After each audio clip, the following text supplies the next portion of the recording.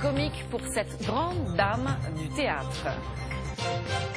Le marché du gaz est ouvert à la concurrence depuis 2007 et une association met les opérateurs au pied du mur. Il s'agit de l'UFC Que Choisir. Elle a demandé aux fournisseurs de baisser leurs prix et elle recommande aux consommateurs de les étudier à la loupe et même de changer d'abonnement. Détails et explications avec Justine Veil et Alain Locassio. Changer de fournisseur de gaz, c'est gratuit, simple et sans coupure. Pourtant, rares sont les consommateurs prêts à quitter l'opérateur historique. GDF est connu depuis le début, donc personne ne s'est trop posé la question. C'est comme la SNCF, il n'y a pas de concurrent à la base. Ça fait 40 ans que j'y suis chez eux, donc je vois pas l'utilité de changer, sauf si c'est moins cher. Trouver un opérateur bon marché, c'est justement le but de la campagne Gaz moins cher de l'UFC Que Choisir. En juillet dernier, l'association lance un appel d'offres auprès de tous les fournisseurs nationaux. Le cahier des charges est clair, des prix moins chers que les tarifs réglementés.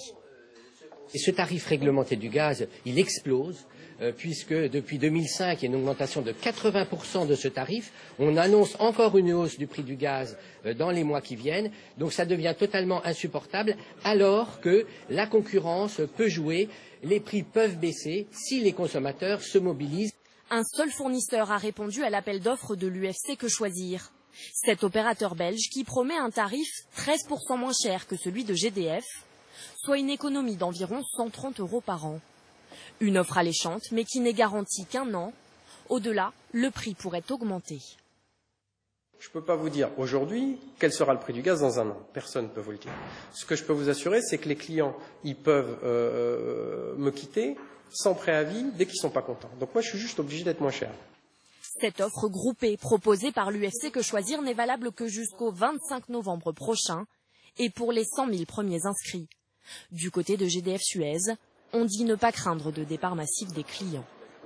L'UFC Que Choisir ne s'en cache pas pour cette opération Gaz moins cher. Elle s'inspire d'une initiative lancée en Grande-Bretagne il y a un an. Nous retrouvons notre correspondant Loïc Delamornay en direct de Londres. Loïc, bonjour. Le bilan est positif. Des dizaines de milliers de consommateurs ont fait des économies. Oui, Élise, c'est exactement cela. On peut aujourd'hui donc tirer le bilan de cette expérience menée depuis l'an dernier en Grande-Bretagne.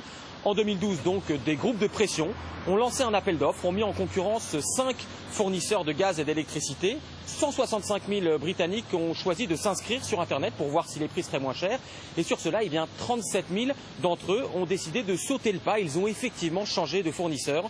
Ceux-là, on peut le calculer aujourd'hui, ont réalisé une économie moyenne de 265 € par an sur leur facture d'énergie. Alors il faut savoir que c'est un système, ces achats groupés, qui s'est en train de se répandre en Grande-Bretagne. C'est même carrément encouragé par le gouvernement britannique. Il trouve que c'est une excellente manière de réguler le marché. Mais il y a un bémol. Certains spécialistes en énergie disent qu'il n'y a pas de secret. Pour que certains consommateurs payent moins cher, il faut que d'autres payent plus.